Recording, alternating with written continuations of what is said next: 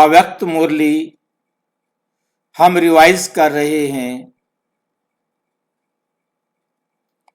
1987 की आज 27वीं अव्यक्त मुरली है।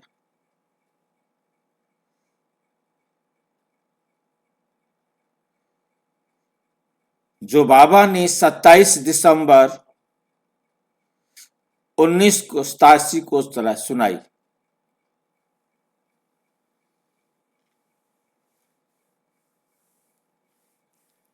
आज की मुरली का विषय है निश्चय बुद्धि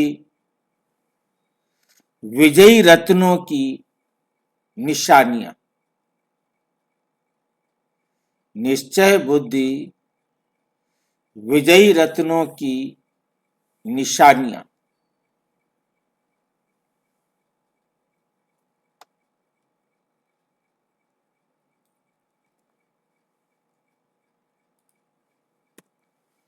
आज बाप दादा अपने चारों ओर के निश्चय बुद्धि विजयी बच्चों को देख रहे हैं। बच्चों को देख रहे हैं। निश्चय की विशेष निशानियां। नंबर 1, जैसा निश्चय वैसा कर्म। वाणी में हर समय चेहरे पर रूहानी नशा दिखाई देगा। रूहानी नशा दिखाई देगा।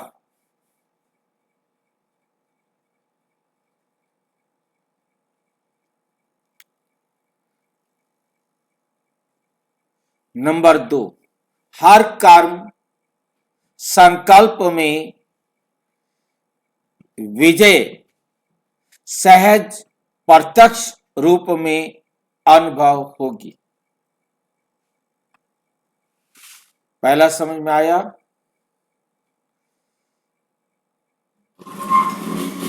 जैसा निश्चय वैसा कर्म।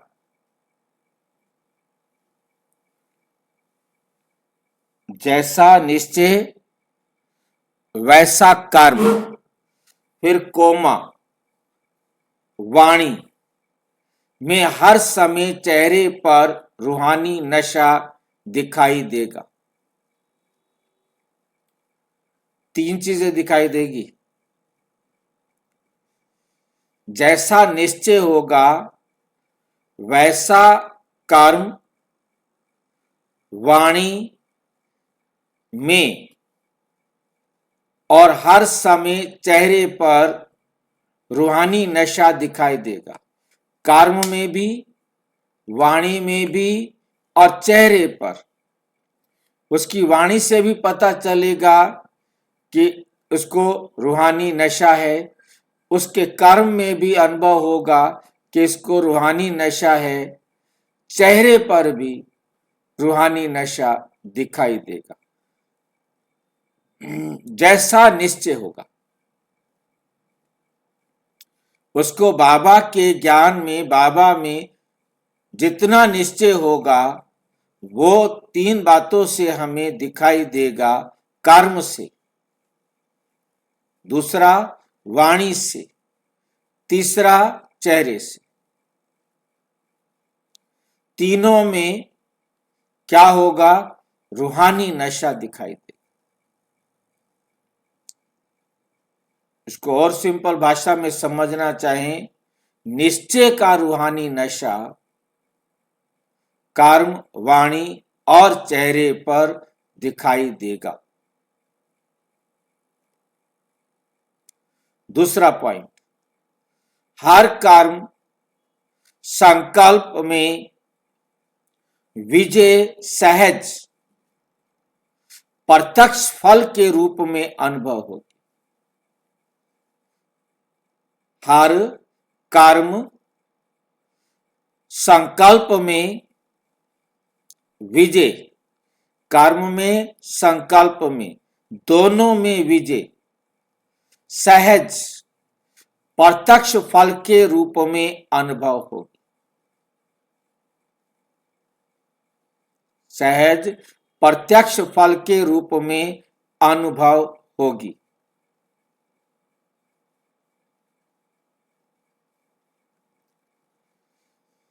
मेहनत के रूप में नहीं,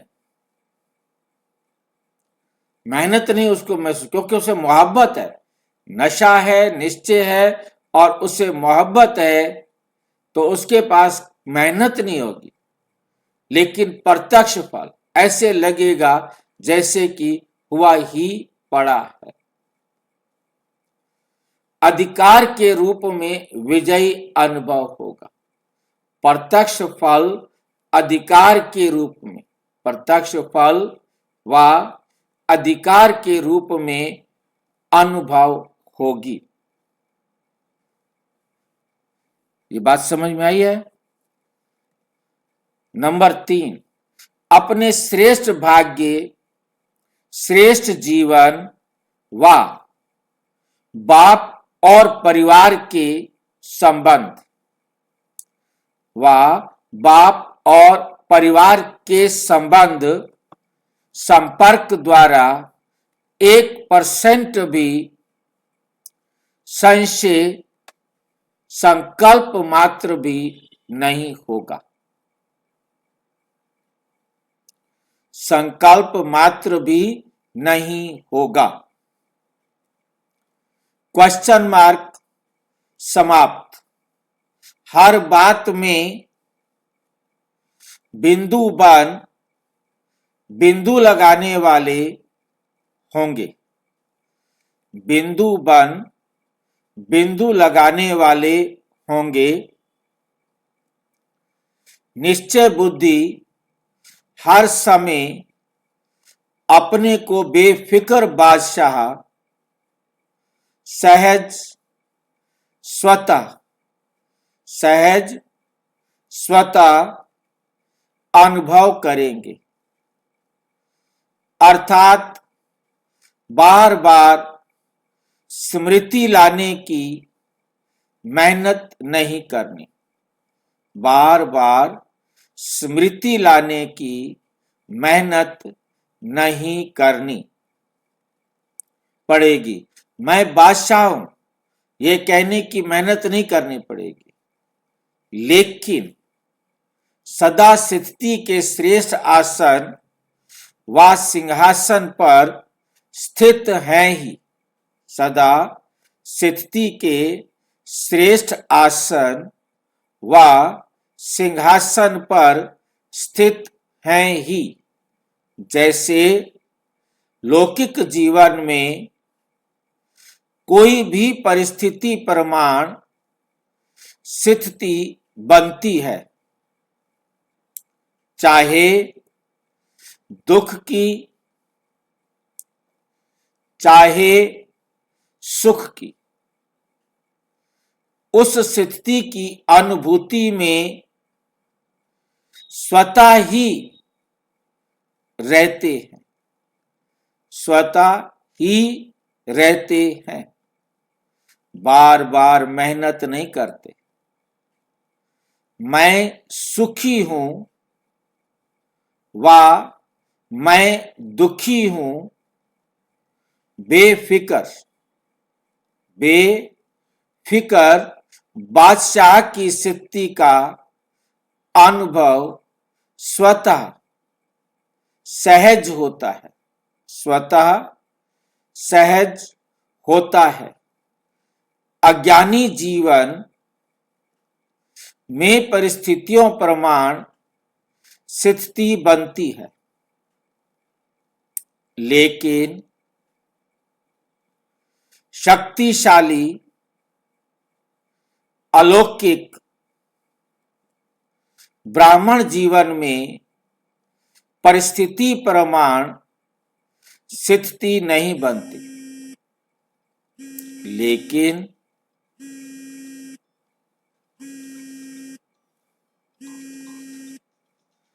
बेफिक्र बादशाह की स्थिति व श्रेष्ठ स्थिति बाप दादा द्वारा प्राप्त हुई, बाप दादा द्वारा प्राप्त हुई। नॉलेज की लाइट माइट द्वारा, याद की शक्ति द्वारा, जिसको कहेंगे ज्ञान और योग की शक्तियों का वर्षा, बाप द्वारा मिलता है, बाप द्वारा मिलता है। तो ब्राह्मण जीवन में बाप के वर्षे द्वारा व सतगुरु के वरदान द्वारा व भाग्य विधाता द्वारा प्राप्त हुए श्रेष्ठ भाग्य द्वारा स्थिति प्राप्त होती है।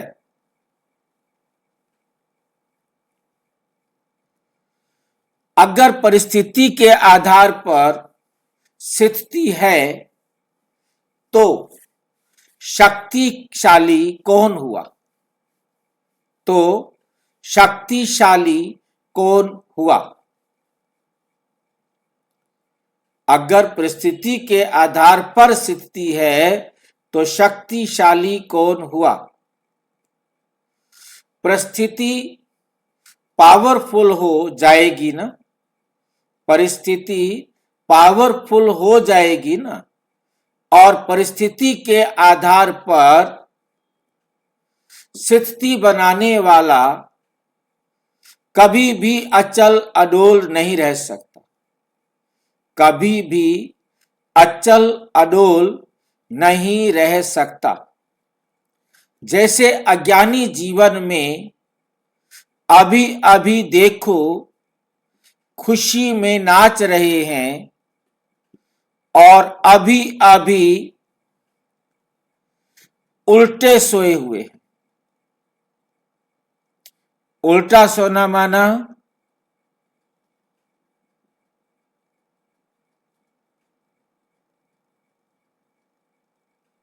कभी उल्टे सोए, दुखी और हाँ, जब नाराज हो जाते हैं, जब दुखी होते हैं तो मुंह फेर कर उल्टे सो जाते, उल्टे सोए हुए। तो अलौकिक जीवन में ऐसी हलचल वाली स्थिति, अलौकिक जीवन में ऐसी हलचल वाली स्थिति नहीं होती। कभी भी वो नाराज नहीं हो सकते, कभी वो दुखी नहीं हो सकते, हताश नहीं हो सकते जो उन्हें उल्टा सोना पड़े।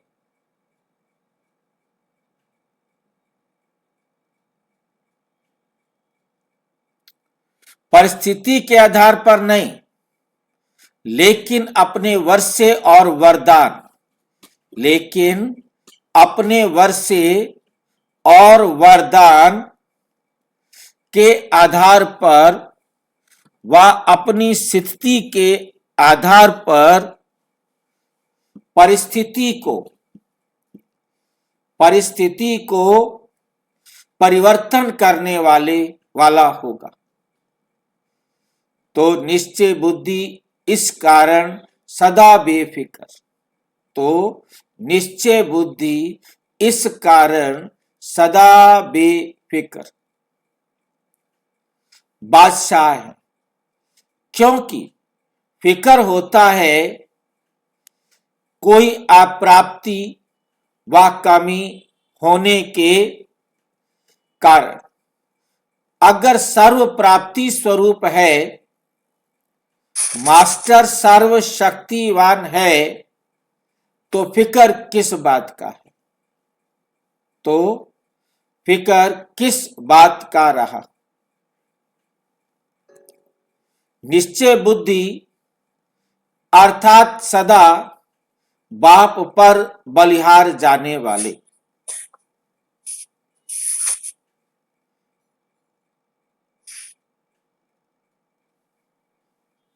बलिहार अर्थात सर्वंश समर्पित, सर्वंश मतलब सब चीजों का अंश मात्र तक समर्पित, कोई भी कतरा भी छुपाकर नहीं रखना, ये तो मैं यूज करूंगा,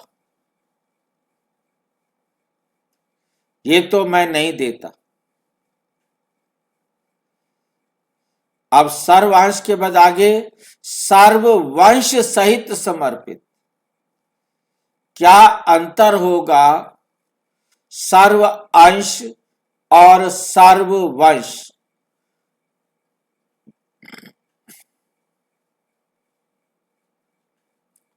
वंश और अंश में क्या अंतर होगा?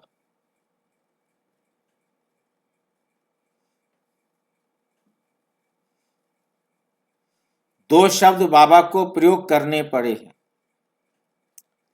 इसके लिए एक और क्लू देता हूं, हम परमात्मा का अंश नहीं है, वंश हैं। हम आत्माएं परम आत्मा का अंश नहीं है, वंश है। अब बताओ। भाई जी, हाँ जी। भाई जी, अंश मतलब तो हो गया ना किसी चीज का टुकड़ा या कुछ रह गया, हम्म। जो कि किसी चीज कंप्लीट का कुछ कोई टुकड़ा। हाँ और हाँ वंश मैंने बताया कि जो जैसे एक चीज कंप्लीट है तो दूसरी भी कंप्लीट है, हो सकता है उसमें गुण या शक्तियां जैसे कम है और हाँ, वंशज है। तो बिल्कुल। जैसे परमात्मा वैसे हम है, गुण उन शक्ति हमारे जैसी में। उन जैसी और वस्तुएं, हाँ उन जी, जैसी और वस्तुएं हैं, वो उन जैसी, परंतु वो नहीं है। जैसे हम कहें कि जैसे गाजर है तो ढेर सारी गाजर है ना, आलू है तो ढेर सारे आलू है ना। आलू, एक आलू दूसरे आलू का अंश नहीं है, वो आलू उसका वंश है। समझ में आया?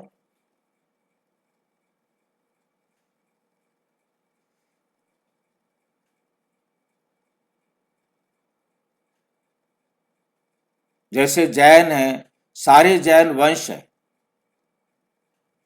वो जैन का महात्मा बुद्ध का वंश अंश नहीं है।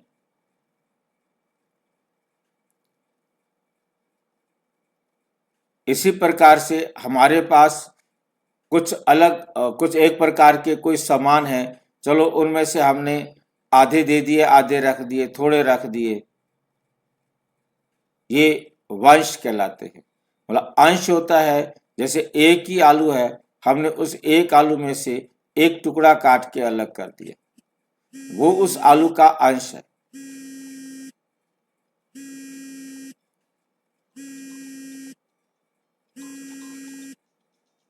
ठीक है।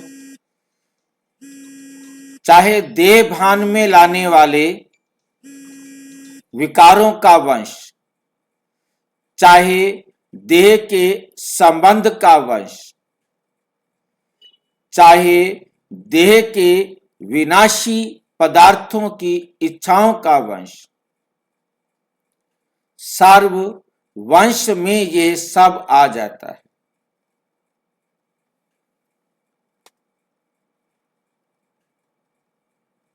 विकारों का वंश, क्योंकि विकार एक नहीं है, विकार तो ढेर सारे है ना। हमने एक विकार का अंश भी देना है, चाहे देह भान में लाने वाले विकारों का वंश। काम है, क्रोध है, लोभ है, मोह है, अहंकार है, ये अलग अलग विकार है, इनके छोटे छोटे अलग अलग विकार हैं। ठीक है कि नहीं? हमने एक विकार दिया तो उस विकार का अंश तक हमारे पास फिर नहीं रहे, और उसके बाद वंश मतलब उस जैसे और विकार है। विकार तो सारे विकार है ना, परंतु उसी प्रकार का, चाहे देह के संबंध का वंश, चाहे देह के विनाशी पदार्थों की इच्छाओं का वंश। ये तो देह का वंश हो गया विकार, और देह के पदार्थ उनके भी वंश है।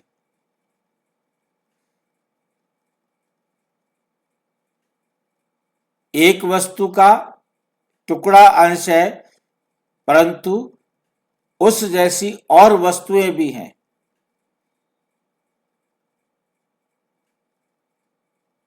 ये सब आ जाता है। सर्व अंश समर्पित व सर्वंश त्यागी एक ही बात है। सर्वंश त्यागी और सर्वंश समर्पित व सर्वंश त्यागी एक ही बात है। समर्पित होना इसको नहीं कहा जाता कि मधुबन में बैठ गए व सेवा केंद्रों पर बैठ गए, हम समर्पित हो गए। इसको नहीं कहा जाता समर्पित होना। ये भी एक सीढ़ी है जो सेवा अर्थ अपने को अर्पण करते हैं, लेकिन सर्वंश अर्पित ये सीढ़ी की मंजिल है। सर्वंश उसका जरा जरा भी समर्पित। एक सीढ़ी चढ़ गए, लेकिन मंजिल पर पहुंचने वाले निश्चय बुद्धि की निशानी है तीनों ही वंश सहित अर्पित।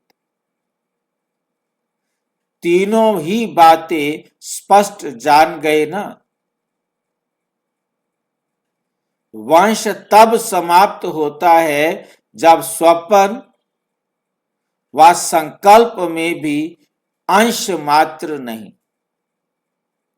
हमारा स्वप्न में भी ना आए जरा सा, संकल्प में भी ना आए जरा सा भी।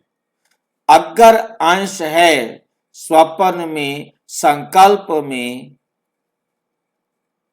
अगर अंश है तो वंश पैदा हो जाएगा। इसलिए सर्वंश त्यागी की परिभाषा अति गुह्य है। ये भी कभी सुनाएंगे।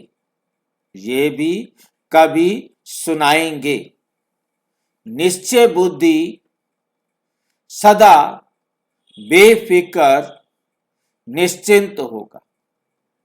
जो निश्चय बुद्धि है सदा बेफिक्र निश्चिंत होगा।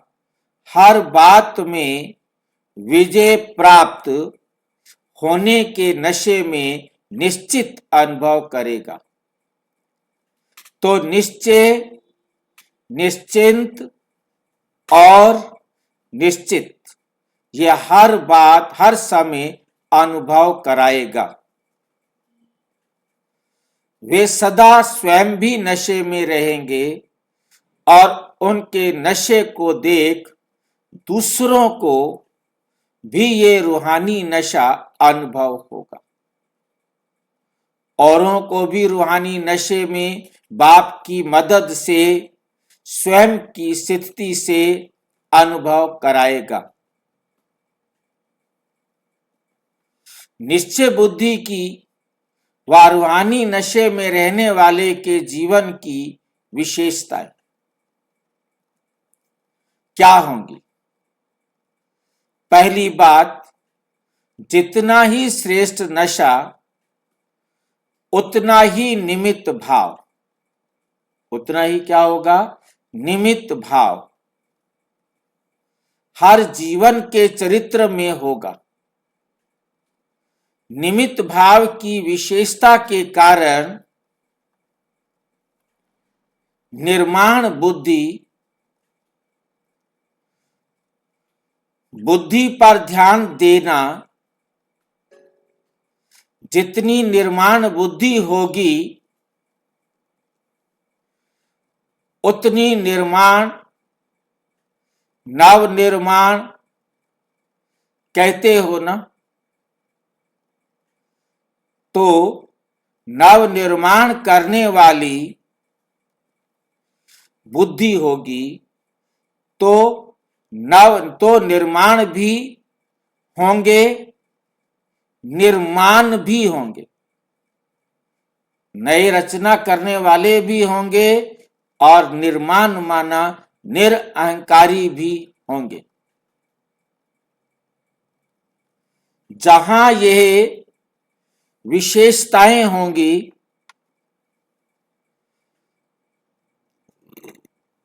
जहां ये विशेषताएं हैं, उसको ही कहा जाता है निश्चय बुद्धि विजयी। निश्चय बुद्धि विजयी। निमित्त, निर्माण और निर्माण। मैं निमित्त हूं, मैं निर्माण हूं और निर्माण रचना करने वाला हूं। निश्चय बुद्धि की भाषा क्या होगी? जो आत्मा निश्चय बुद्धि होगी उसकी भाषा क्या होगी? निश्चय बुद्धि की भाषा में सदा मधुरता तो कॉमन बात है, लेकिन उदारता होगी। उदारता का अर्थ है सर्व आत्माओं के प्रति आगे बढ़ाने की उदारता होगी। पहले आप, मैं नहीं। उदारता अर्थात दूसरे को आगे रखना। जैसे ब्रह्मा बाप ने सदैव पहले जगत अम्बा व बच्चों को रखा। मेरे से भी तीखी जगत अम्बा है, मेरे से भी तीखे ये बच्चे हैं। ये उदारता की भाषा है। और जहां उदारता है, स्वयं के प्रति आगे रहने की इच्छा नहीं है, वहां ड्रामा अनुसार स्वतः ही मन इच्छित फल प्राप्त हो ही जाता है।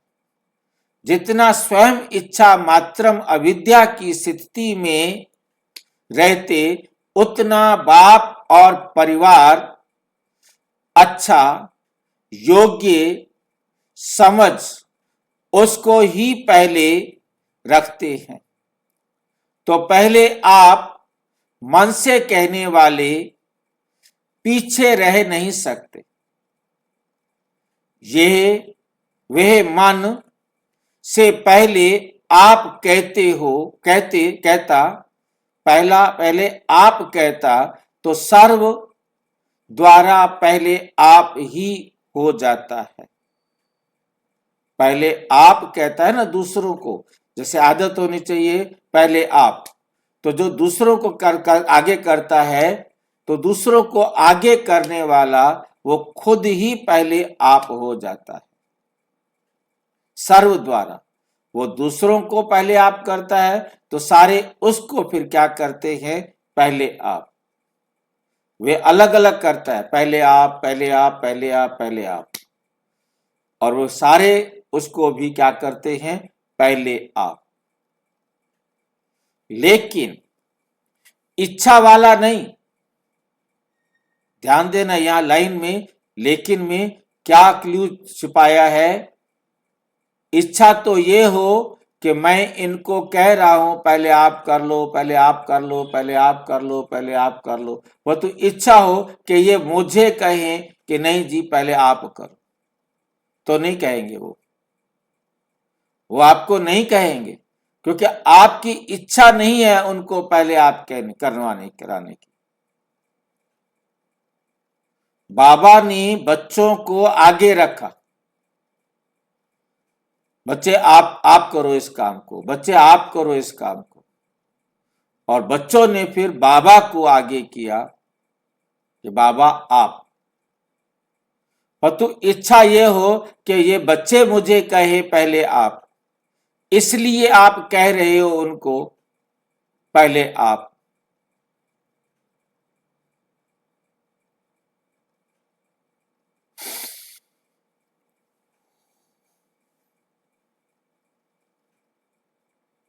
तो निश्चय बुद्धि की भाषा सदा उदारता वाली भाषा। जो निश्चय बुद्धि आत्मा है, तो निश्चय बुद्धि की जो भाषा होगी वो उदारता वाली होगी, हद वाली नहीं, संतुष्टता की भाषा, सर्व के कल्याण की भाषा। ऐसी भाषा वाले को कहेंगे निश्चय बुद्धि विजयी। निश्चय बुद्धि तो सभी हो ना, क्योंकि निश्चय ही फाउंडेशन है, निश्चय ही फाउंडेशन है।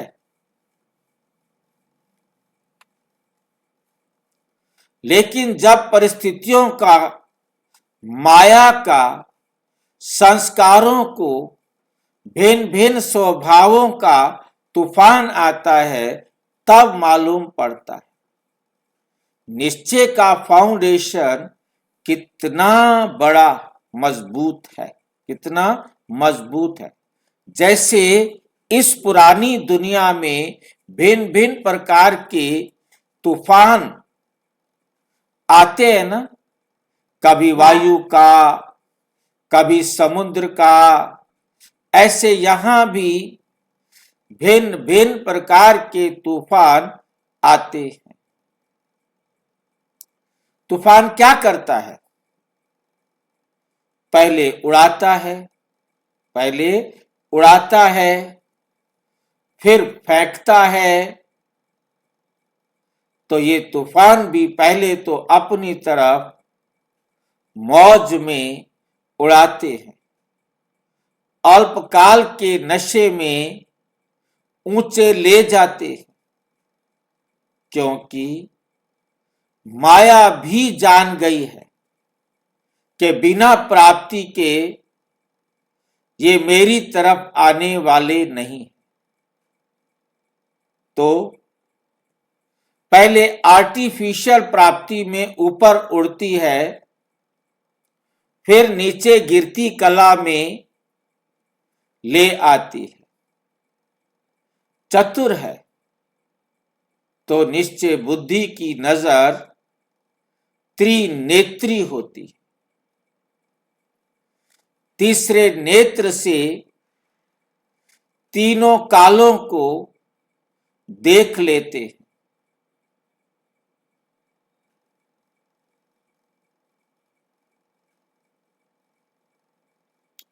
इसलिए कभी धोखा नहीं खा सकते।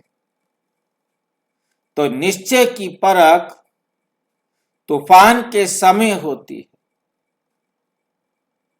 जैसे तूफान बड़े बड़े पुराने वृक्ष के फाउंडेशन को उखाड़ लेते हैं, तो ये माया के तूफान भी निश्चय के फाउंडेशन को उखेड़ने की कोशिश करते।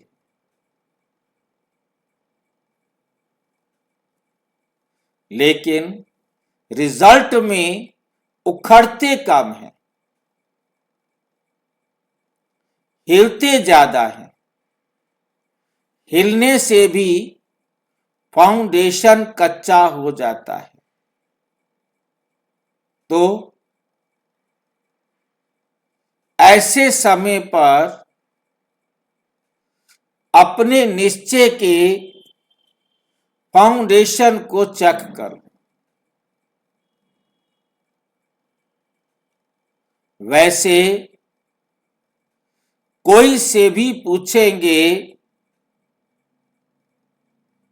कि निश्चय पक्का है, तो क्या कहेंगे? बहुत अच्छा भाषण करेंगे। अच्छा भी है निश्चय में रहना, लेकिन समय पर अगर निश्चय हिलता भी है तो निश्चय का हिलना अर्थात जन्म जन्म की प्रारब्ध से हिलना। इसलिए तूफानों के समय चेक करो कोई हद का मान शान ना दे, कोई हद का मान शान ना दे। व्यर्थ संकल्पों के रूप में माया का तूफान आए।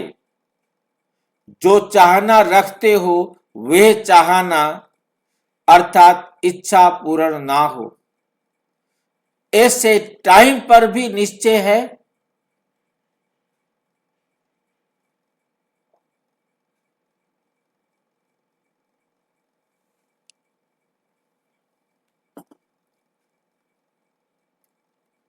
क्या पूछा है बाबा ने?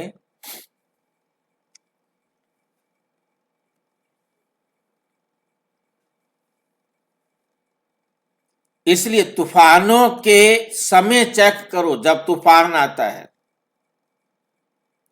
कैसे तूफान होंगे? हवा के नहीं। कोई हद की आपको मान शान ना दे, दूसरों का नाम ले, दूसरों की बड़ाई करे और आपने उससे अच्छे काम किए हुए हैं, आपका नाम ना ले।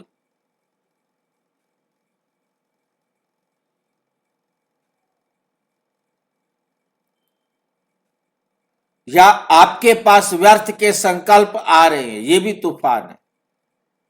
आपको नाम मान शान नहीं दी,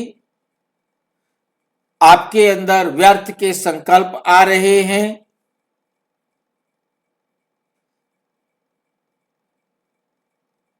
ये माया के तूफान है। व्यर्थ के संकल्प क्या हैं? ये माया के तूफान है। जो चाहना रखते हो कि मुझे ये प्राप्त होना चाहिए, ये मिल जाए तो अच्छा है, ये मेरे लिए हो जाए तो अच्छा है, वो चाहना है।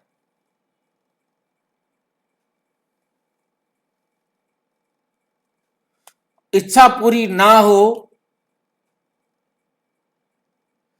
ऐसे टाइम पर भी जो निश्चय है कि मैं समर्थ आत्मा हूं, वो याद रहता है या व्यर्थ के संकल्प चलना शुरू हो जाते हैं।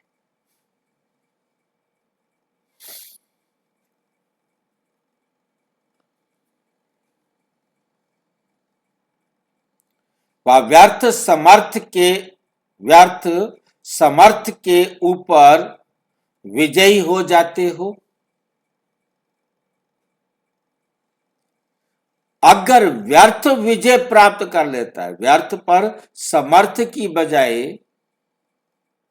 व्यर्थ ही विजय प्राप्त कर लेता है, तो निश्चय का फाउंडेशन हिलेगा। निश्चय का फाउंडेशन हिलेगा ना। समर्थ के बजाय अपने को कमजोर आत्मा अनुभव करेगा, दिल शिकस्त हो जाएंगे। इसलिए कहते हैं कि तूफान के समय चेक करो, हद का मान शान, हद का मान शान, मैंपन रूहानी शान से नीचे ले आता है।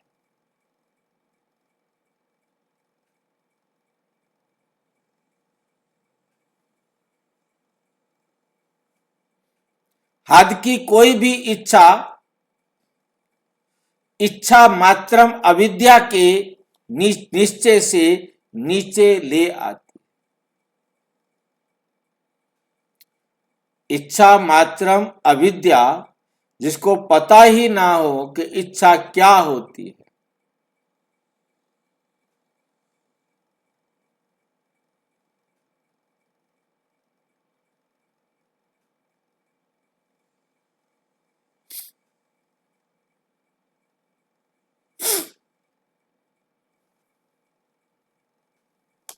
निश्चय का अर्थ यह नहीं कि मैं शरीर नहीं, मैं आत्मा हूं। लेकिन कौन सी आत्मा हूं? वे नशा, वह स्वमान समय पर अनुभव हो। मैं शांत स्वरूप आत्मा हूं। अनुभव भी हो साथ में, कहने मात्र नहीं हो।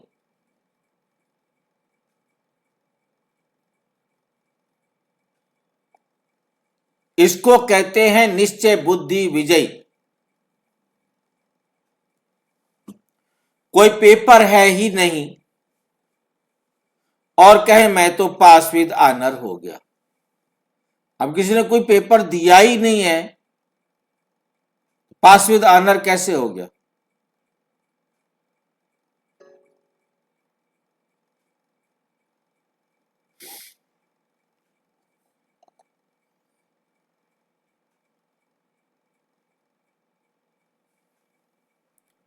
तो कोई उसको मानेगा?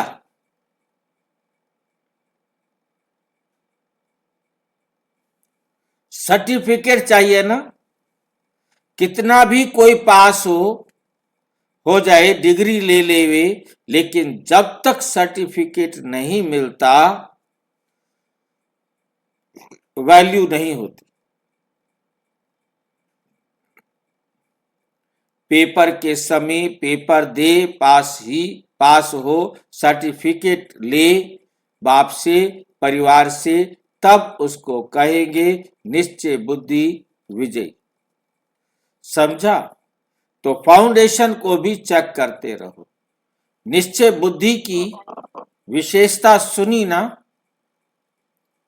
जैसा समय वैसे रूहानी नशा जीवन में दिखाई दे।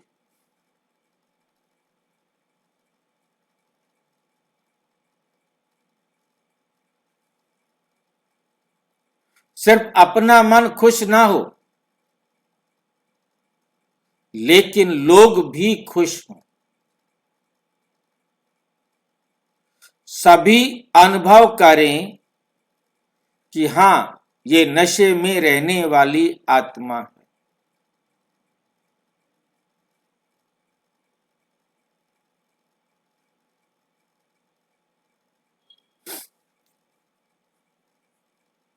सिर्फ मन पसंद नहीं। हाँ जी, यहाँ बाबा क्या कहना चाहते हैं पेपर के बारे में कि जिसके पेपर ही ना आए तो क्या उसे विजयी नहीं अब किसी ने कहेंगे? पेपर ही कुछ ना ऐसा दिया हो, बोल रहे फार्म ही ना भरा हो, पेपर ही ना दिया हो, कहेंगे जी 10वीं भाई जी। पास तो हो गया। वो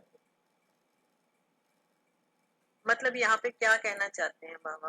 भाई आपके किसी ऊपर की कोई जिंदगी में अगर मुसीबत कोई आई, कठिनाइयां नहीं आई। आपके ऊपर कोई मुसीबत आई, आप उस हाँ जी, मुसीबत में पास हुए, तब तो पास कहे ना। हाँ जी भाई। तभी तो पता लगेगा कि ये इस मुसीबत से पार हुआ। ऐसे समय पर भी ये घबराया नहीं।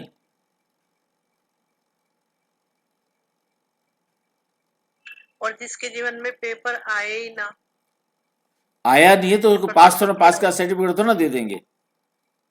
हाँ, तो वही तो आया था ना अभी कि भाई पेपर ही नहीं आए तो बाबा उसको सर्टिफिकेट थोड़ी दे देंगे हाँ, कि वो पास। इसलिए तो बाबा कहते बच्चे रोजाना अमृत वेले फार्म भरो। रोजाना सवेरे उठो, बातें करो और फिर फार्म भरो। बाबा, आज मैं इस बात में मजबूत रहूंगा। जब उस पे सारा दिन आप मजबूत रहे, तब तो पास, नहीं तो कैसे? मान लो आपने अपने साथ सवेरे बाबा के साथ बैठकर, बाबा आज मैं सबको आत्मा रूप में देखूंगा। आपने सारा दिन बहुत अभ्यास करके सबको आत्मा रूप में देखा, परंतु शाम को कोई भी संबंधी आया और उसको देह के रूप में देख लिया तो क्या हुआ? पास हुआ कि फेल हुआ?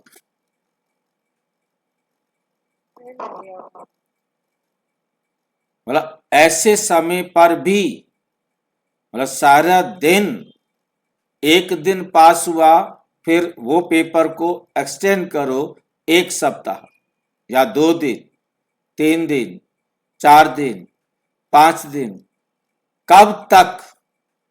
क्योंकि पास तो तब होंगे घर जाने तक। समझ में आई है बात?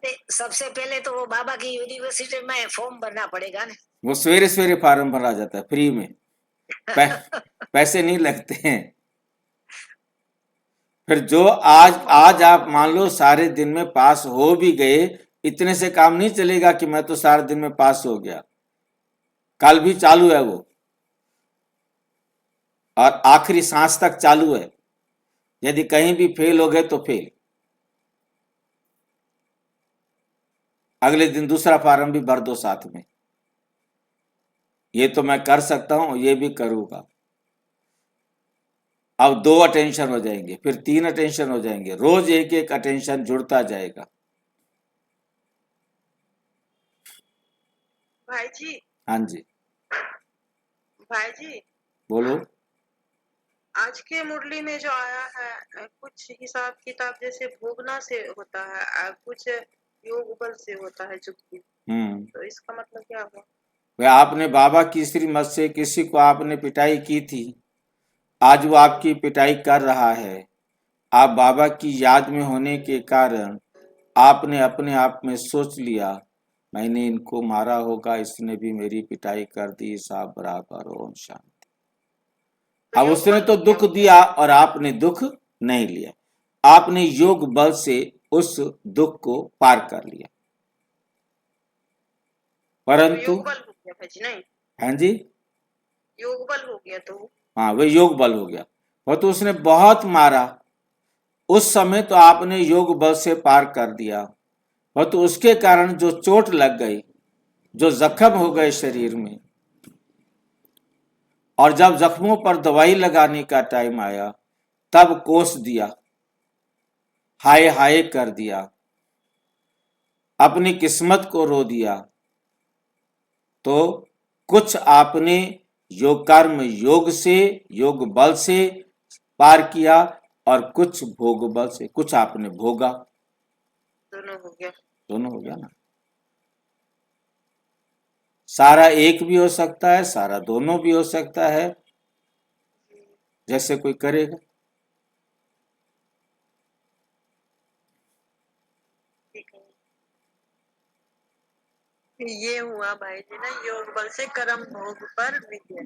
हाँ भाई जी, हाँ तो जी, बाद में मलहम लगाने का टाइम हाय हाय तो नहीं किया, पर दर्द महसूस हुआ, तब भी दर्द योग बल हो दर्द जाएगा। दर्द होना अलग बात है, परंतु सोचा अंदर ही अंदर इसका भी बुरा हो जाए, मेरे को मौका मिले तो मैं इसको भी मार दूं। ये जो है ना, भोग बल है, क्योंकि आपने दुख को फील किया है। दुख दर्द को, दर्द फीलिंग नहीं है, दुख की फीलिंग है। अच्छा, दुख का फीलिंग भोग बल है, दर्द का फीलिंग नहीं। नहीं, अंतर समझना है ना दोनों में। आप दुखी नहीं हो, दर्द तो हो रहा है, होगा, वो दर्द तो होगा, पर तो आप दर्द के लिए दुखी नहीं हो। दुख की पता कैसे लगती है? हाय, हाय नहीं है, दर्द है, होने दो, क्या फर्क पड़ता है।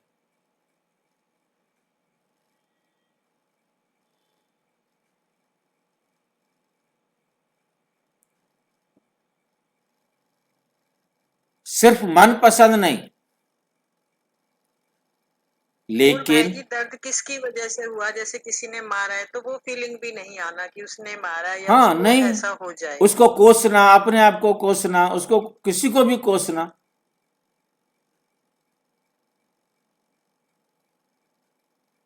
तो क्या होता है कि भी आप मान लो कि दुख के कारण कोई भी हो सकता है, परंतु दोष हम किसी और को भी तो दे देते हैं ना।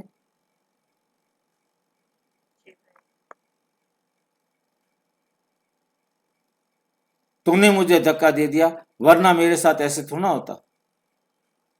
उसके भला आपने कुछ बोल दिया, मैंने तेरी बात का समर्थन कर दिया, इसलिए मेरे को भी जेल हो गई। तू नहीं करता तो मैं नहीं करता। आपने जेल वाले को तो सहन कर लिया, वह तो अपने वाले को सहन नहीं किया।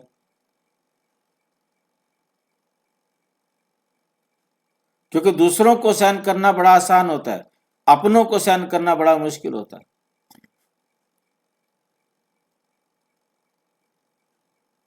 पति कोई गलत काम कर रहा था, आपने उसके काम में सहयोग दे दिया, ना करते भी सहयोग दे दिया। अब सजा हुई तो आप उनको तो कुछ नहीं कहेंगे, परंतु पति का दिमाग खराब हो जाएगा, उसका जीना हराम हो जाएगा।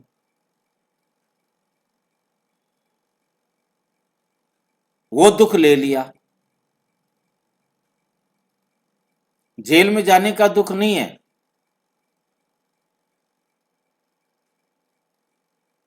मतलब कहां कहां क्या क्या हमारे से होगा, वो अलग अलग परिस्थितियां जब आएंगी, पेपर जब आएगा तभी पता लगेगा। उसको पास करेंगे तो पास होंगे। हमारे सामने कितने भी पेपर आए, हमने पास होना।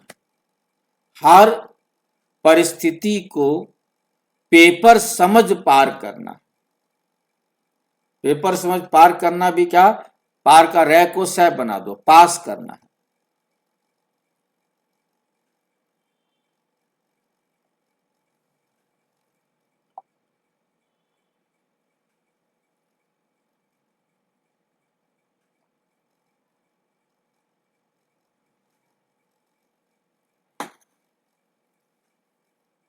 और पास विद ऑनर होना है।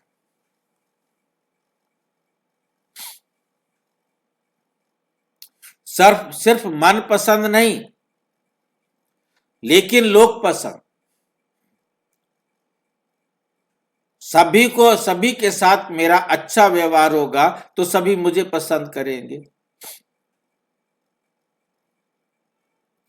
और फिर बाप पसंद, मन पसंद, लोग पसंद, बाप पसंद।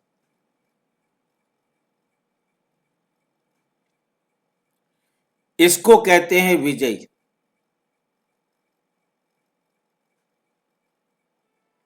अच्छा, सर्व निश्चय बुद्धि विजयी रत्नों को, सर्व निश्चिंत बेफिक्र बच्चों को, सर्व निश्चिंत विजय के नशे में रहने वाले रूहानी आत्माओं को, सर्व तूफानों को पार कर तोहफा अनुभव करने वाले विशेष आत्माओं को, सदा अचल अडोल एक रस स्थिति में स्थित रहने वाले निश्चय बुद्धि बच्चों को बाप दादा का याद, प्यार और नमस्ते। हम बच्चों की भी बाप दादा को नमस्ते।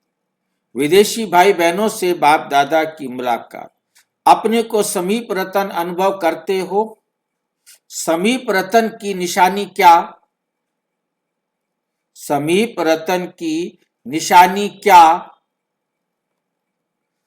वे सदा सहज और स्वतः, सहज और स्वतः ज्ञानी तू आत्मा, योगी तू आत्मा, गुण मूर्त, सेवाधारी अनुभव करेंगे। समीप रतन के हर कदम में ये चार ही विशेषताएं सहज अनुभव होगी। एक भी काम नहीं। ज्ञान में कम हो, योग में तेज हो, या दिव्य गुणों की धारणा में कमजोर हो, वो सब में सदा सहज अनुभव करेगा। ज्ञान, योग, धारणा, और चौथा क्या है?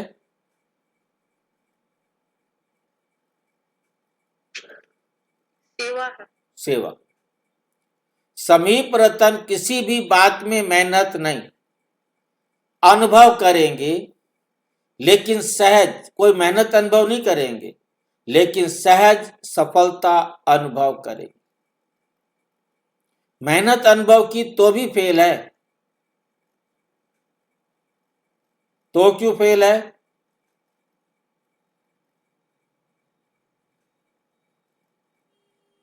मेहनत अनुभव करने से क्यों फेल हो जाता है?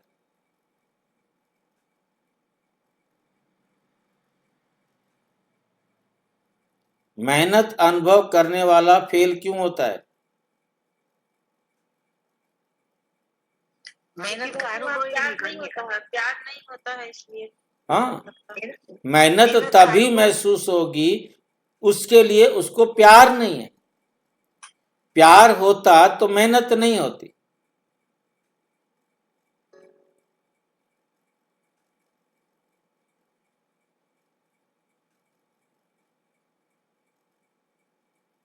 क्योंकि बाप दादा बच्चों को संगम युग पर मेहनत से ही छुड़ाते हैं। 63 जन्म मेहनत की है ना, चाहे शरीर की मेहनत, चाहे मन की मेहनत। बाप को प्राप्त करने के लिए या तो तन की मेहनत की है या मन की मेहनत की है, और तीसरा धन की मेहनत की है।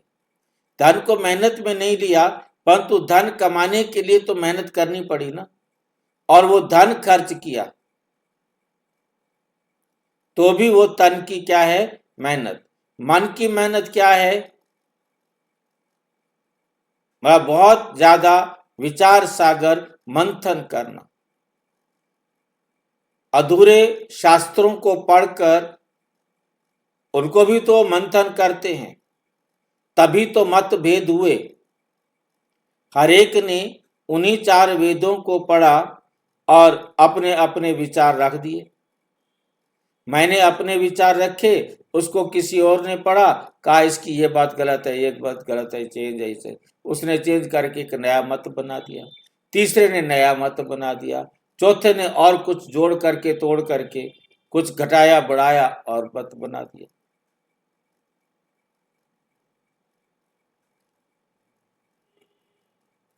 बाप को प्राप्त करने के लिए भिन्न भिन्न साधन अपनाते रहे, तो ये मन की मेहनत की और धन की भी देखो।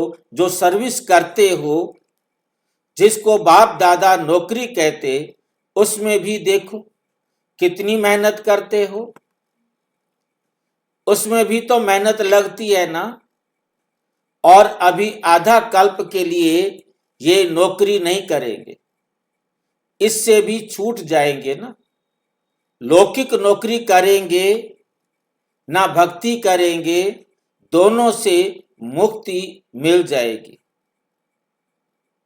अभी भी देखो, चाहे लौकिक कार्य करते भी हो, लेकिन ब्राह्मण जीवन में आने से लौकिक कार्य करते हुए भी अंतर लगता है। अंतर लगता है ना। अभी ये लौकिक कार्य करते भी डबल लाइट रहते हो। क्यों? क्योंकि लौकिक कार्य करते भी ये खुशी रहती है कि ये कार्य अलौकिक सेवा के निमित्त कर रहे हैं। अपने मन की तो इच्छाएं नहीं है ना, तो इच्छा रहती है वहां मेहनत लगती है। जहां इच्छा रहती है वहां मेहनत लगती है। अभी निमित्त मात्र करते हो, क्योंकि मालूम है कि तन मन धन तीनों लगाने से एक का पदम गुणा अविनाशी बैंक में जमा हो रहा है। फिर जमा किया हुआ खाते रहना। पुरुषार्थ से योग लगाने का, ज्ञान सुनने सुनाने का, इस मेहनत से भी छूट जाएंगे। कभी कभी क्लासेस सुनकर थक जाते हैं, क्लासेस सुनकर थक जाते हैं ना, वहां तो लौकिक राजनीतिक पढ़ाई भी जो होगी ना, वे भी खेल में होगी। लौकिक राजनीतिक पढ़ाई भी जो होगी ना, वे भी खेल खेल में होगी। ये कापियां क्वेश्चन रटना ये नहीं होगा। इतने किताब नहीं याद करने पड़ेंगे, सब मेहनत से छूट जाएंगे। कईयों को पढ़ाई का भी बोझ होता है। संगम युग पर मेहनत से छूटने के संस्कार भरते हो। चाहे माया के तूफान आते भी हैं, लेकिन ये माया से विजय प्राप्त करना भी एक खेल समझते हो, मेहनत नहीं। खेल में भी क्या होता है? जीत प्राप्त करना होता है ना। तो माया से भी विजय प्राप्त करने का खेल करते हो। खेल लगता है या बड़ी बात लगती है?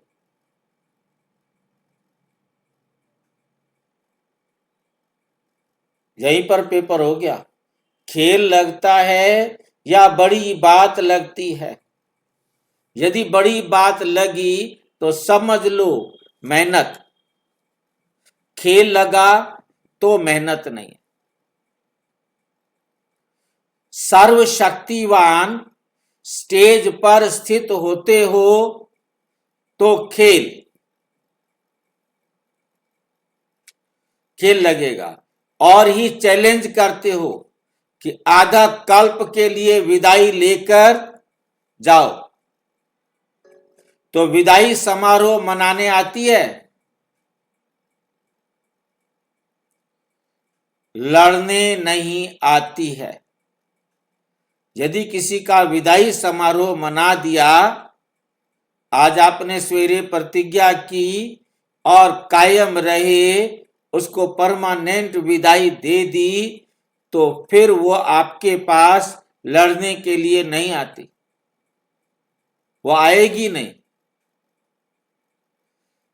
परंतु एक मुरली में बाबा ने कहा, बच्चे मुझे माया कहती है, बाबा ये बच्चे मुझे बुला रहे हैं, देख लो।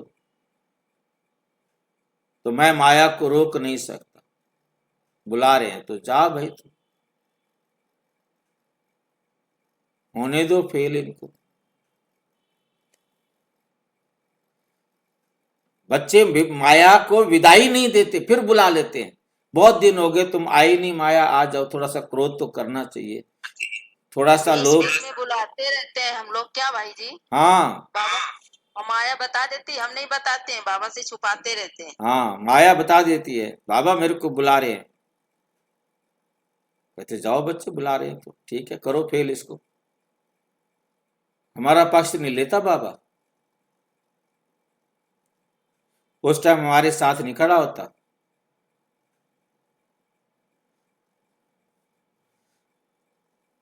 विजयी रतन हर समय हर कार्य में विजय, विजयी हो ना, हाँ जी, तो वहां जाकर भी हाँ जी करना। फिर भी अच्छे बहादुर हो गए हो, फिर भी अच्छे बहादुर हो गए हैं, अच्छे बहादुर हो गए हैं। पहले थोड़े जल्दी घबरा जाते थे, अब भी बहादुर हो गए। अभी अनुभवी हो, अभी अनुभवी हो गए, तो अनुभव की अथॉरिटी वाले हो गए, परखने की भी शक्ति आ गई, इसलिए घबराते नहीं है।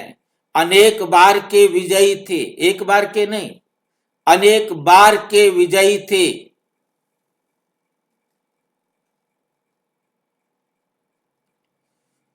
हैं और रहेंगे, हैं भी और रहेंगे भी।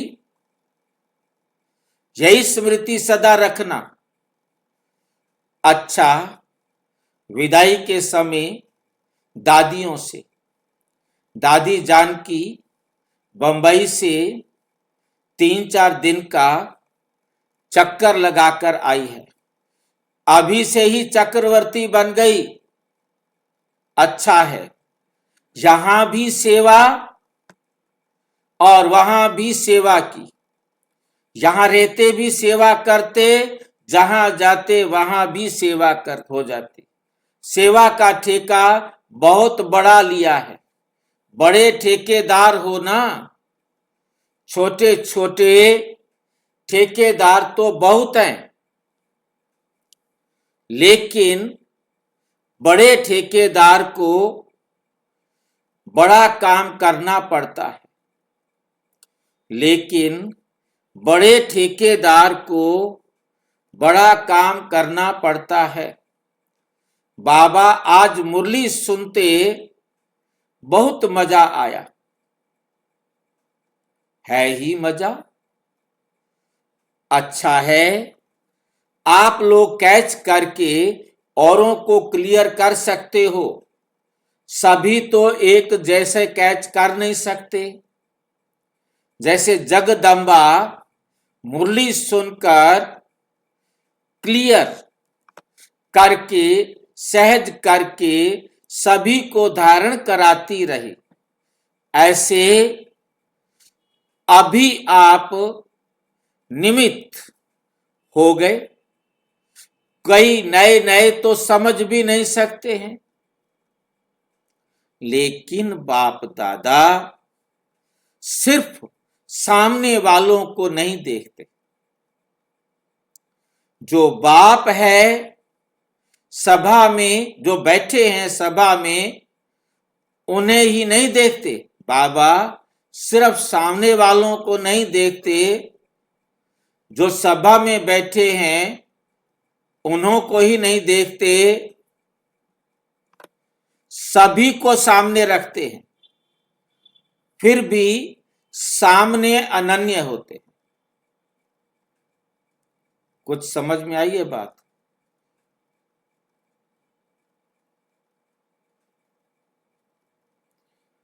बाबा कह रहे हैं जो मेरे सामने बैठे हैं मैं सिर्फ उन्हों को नहीं देखता हूं, मैं सबको देखता हूं। फिर भी सामने अनन्य होते हैं। ये अनन्य क्या भला होता है? विशेष आत्मा भाई जी। अच्छा, ये चक्कर है। वो विशेष आत्माओं को देखता है, सबको नहीं देखता। सामने सारे बैठे हैं पर तू देखता सिर्फ विशेष आत्मा को है ना। पार्शियलिटी। बाबा कहते हैं मेरे लिए सब एक समान है। देखो आपके सामने पार्शियलिटी है ना, गुस्से दिलाने वाली बात है ना। हाँ जी। और भाई जी बाबा क्या सच में देखते हैं? देखो वो सामने कह रहे हैं, गुस्सा भी दिला रहे हैं साथ के साथ। अनन्य बच्चों को देखते हैं। हम बेकार हैं क्या? अनन्य को भी क्या वाले बच्चों के लिए तो नहीं कह रहे हैं, ऐसे खुश हो जाते। हाँ वही ना, सबको कह देते मैं सबको देखता हूँ तो क्या जाता था। बाबा देखते भी है, उनके हाथों से खाते भी है। खाते हैं? मुंह है नहीं खाएगा क्या? आंखें है नहीं देखेगा क्या? वो ना देखते हैं ना खाते हैं भाई जी। भाई जी जब शरीर में प्रवेश करते थे ब्रह्मा बाबा के, तब तो वो भोग लगाते थे ना। तो भी बाबा नहीं खाते ना भाई, वही तो कह रहे हैं। दादी के तन में आके मैंने आपको कई बार सुनाया भी है, ध्यान नहीं रखते हो। बाबा ने कहा मैं अभोक्ता हूं, आपने भोग खिलाया, मैं आत्मा, मैं खाना खा नहीं सकता। दादी आत्मा वहां है नहीं, दादी की आत्मा कहाँ है नहीं, परम धाम में। और ब्रह्मा की आत्मा वो भी है, मैं भी हूं। मैं तो अभोक्ता हूं। अब तीसरी बात नोट करने वाली है जो विशेष बाबा ने ध्यान दिया, केला दादी खाती नहीं, केला ब्रह्मा बाबा खाते हैं। जब दादी शरीर में नहीं है तो केला खिलाया जाता है। तो किसने खाया केला? किसके पेट में गया केला? शरीर तो दादी का है ना भाई जी। शरीर दादी का है, दादी केला खाती नहीं। अब कहाँ जाएगा केला? ब्रह्मा बाबा ने खाया। टेस्ट लिया बाबा, ब्रह्मा बाबा ने, पेट में गया दादी के। शिव बाबा कहता है मेरा नाम नहीं लेना।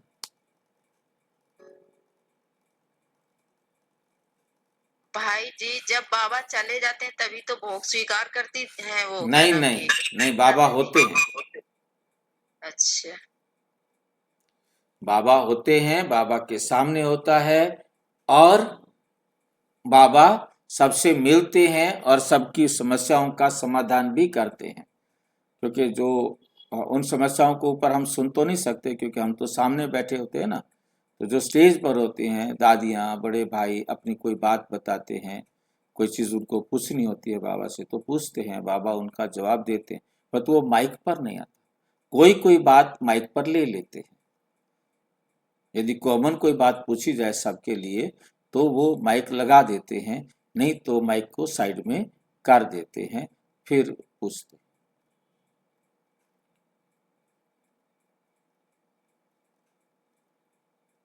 भाई जी दादी केला खाती नहीं, फिर भी दादी के पेट में गया है। हाँ, क्योंकि दादी है ही नहीं, खाया किसने?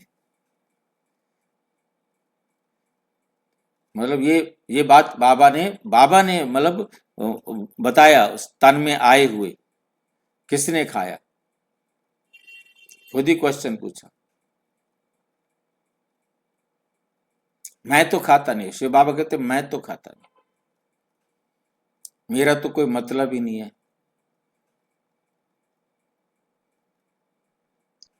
बाबा तो भाई जी अब भोगता है। हाँ, ब्रह्मा बाबा जैसे सपने में आपने खाना खाया, सपने में आपने टेस्ट लिया, ना खाना था ना आपने खाया था। कभी किसी ने खाया है सपने में? नहीं भाई जी, वो सपना ही होता है, उठते हैं तो कुछ नहीं नहीं नहीं, होता। उठता नहीं, मतलब सपने में खाया है किसी ने? कभी हाँ जी जूस हाँ जी, आ जाती हाँ है। भाई जी सपने में तो बहुत कुछ अच्छा अच्छा देखते हैं, पहले देखते देखते हैं, थे अब खाते, सारी फीलिंग होती है। चाहे आप किसी को मार रहे हो, गुस्सा कर रहे हो। तो भाई जी अब नहीं ऐसे सपने आते हैं नहीं, ज्यादा, वो बहुत अलग कम। बात है। मतलब मेरा ये बताने का मतलब नहीं था। मेरा मतलब उसी प्रकार से सूक्ष्म आकार में बाबा कहते हैं जिस बात को, कि आप ऊपर आते हो, बाबा बच्चे जाते हैं ऊपर सूक्ष्म वतन में, सूबी रस पीकर आते हैं। तो बाबा ने कहा ऊपर कोई सूबी के पेड़ हैं, ऊपर कोई सूबी रखी है, बस ये है साक्षात्कार, ये है सूक्ष्म वतन के ऊपर ना तो सूबी है ना सूबी के पेड़ है जिसका तुम रस पीकर आए हो। संकल्प में पी लेते हैं क्या भाई जी? सपने में पी लेते हैं ना। संकल्प करें तो संकल्प भी तो झूठे हो सकते हैं। नहीं, संकल्प अलग चीज है, स्वप्न अलग चीज है। स्वप्न को संकल्प नहीं कहेंगे,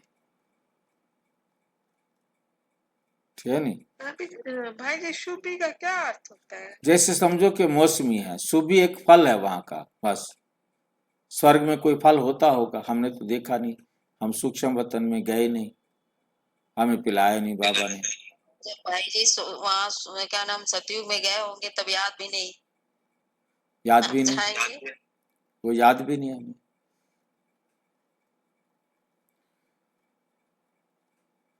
मतलब बच्चे आकर सुनाते हैं बाबा ने सूबी रस पिलाया, ऊपर गए बाबा ने उनको ये दिखाया, ये दिखाया, वहां घुमाया, वहां घुमाया, जो मर्जी बाबा ने दिखाया या जो उन्होंने देखना था देखा, वो एक सपने की तरह होता है।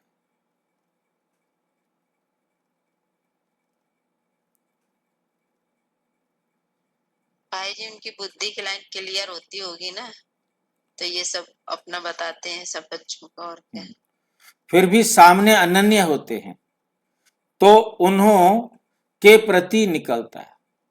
जो बाबा बोलते हैं वो अनन्य बच्चों के प्रति बोलते हैं, बाकी जो बैठे हैं बुद्धू राम बैठे रहे।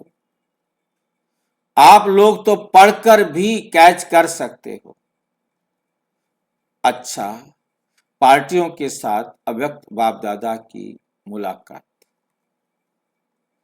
स्वयं को स्वराज्य अधिकारी राजयोगी श्रेष्ठ आत्माएं अनुभव करते हो। स्वराज्य मिला है व मिलना है। स्वराज्य अधिकारी अर्थात राजयोगी आत्मा सदा ही स्वराज्य के अधिकारी होने के कारण शक्तिशाली है। राजा अर्थात शक्तिशाली। अगर राजा ही और निर्बल हो तो शक्तिहीन को राजा कौन मानेगा? प्रजा उनके राजा हो और निर्बल हो तो शक्तिहीन को राजा कौन मानेगा? प्रजा उनके ऊपर और ही राज्य करेगी तो स्वराज्य अधिकारी अर्थात सदा शक्तिशाली आत्मा ही कर्म इंद्रियों पर अर्थात अपने कर्मचारियों के ऊपर राज्य कर सकती है, जैसे चाहे चला सकती है। नहीं तो प्रजा राजा को चलाएगी। प्रजा राजा को चलाए तो प्रजा ही राजा हो गई ना।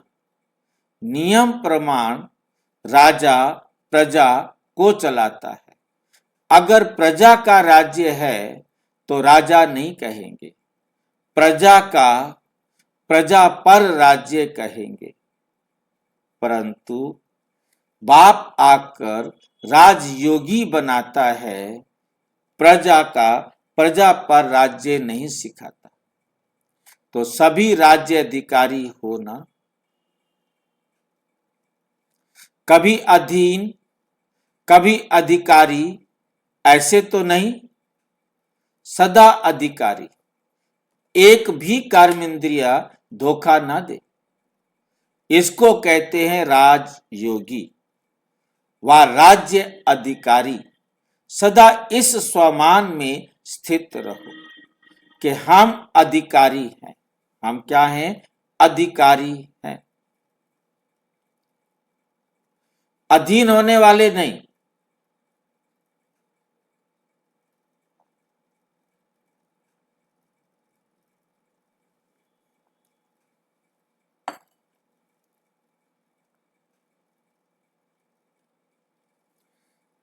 यह ईश्वरीय नशा, ये नशा सदा रहता है या कभी कभी, कभी है कभी नहीं, ऐसा ना हो। क्योंकि अभी के संस्कार अनेक जन्म चलेंगे। अगर अभी के संस्कार सदा के नहीं हैं, कभी कभी के हैं, तो अनेक जन्म में भी कभी कभी राज्य अधिकारी बनेंगे। कभी कभी राज्य अधिकारी बनेंगे। सदा राज्य अधिकारी अर्थात रॉयल फैमिली के नजदीक रहने वाले। तो संस्कार भरने का समय अभी है। जैसा भरेंगे वैसा चलता रहेगा। तो अटेंशन किस समय देना होता है? जब रिकॉर्ड भरते व टेप भरते हैं तो अटेंशन भरने के समय देते हैं। चलने के समय तो चलता ही रहेगा।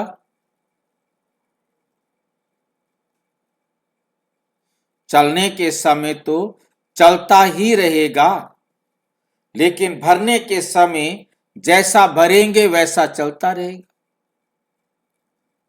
तो भरने का समय अभी है। अभी नहीं तो कभी नहीं, फिर अटेंशन देना चाहो तो भी नहीं दे सकेंगे, क्योंकि भरने का समय समाप्त हो जाएगा। फिर जो भरा वे चलता रहेगा। अच्छा, सदा अपने को स्वदर्शन चक्रधारी आत्माएं अनुभव हो। स्वदर्शन चक्रधारी अर्थात जहां स्वदर्शन चक्र है वहां अनेक माया के चक्कर समाप्त हो जाते हैं, दुनिया के सारे चक्कर खत्म। तो माया के अनेक चक्रों से बचने वाले अर्थात स्वदर्शन चक्रधारी, जहां माया के चक्कर हैं वहां स्वदर्शन चक्र नहीं, क्योंकि स्वदर्शन चक्र शक्तिशाली है। स्वदर्शन चक्र शक्तिशाली है। इस शक्तिशाली चक्र के आगे माया स्वतः ही भाग जाती है। तो ऐसे स्वप्न हो, ऐसे बने हो, स्वप्न में भी माया के चक्कर वार ना करे। पहले भी सुनाया है कि जो बाप के गले का हार हैं वे कभी माया से हार खा नहीं सकते।